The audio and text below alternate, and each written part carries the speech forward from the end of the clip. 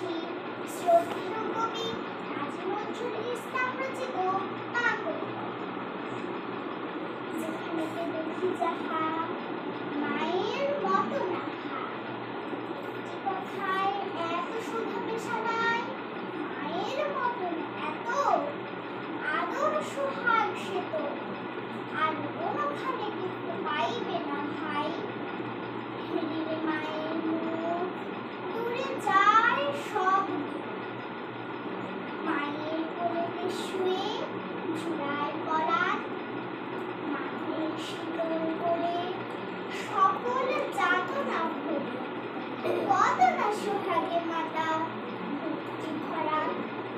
কখনো পার আবদার দিন রাত, সব সল হাসি মুখে ওরে সে যে মা।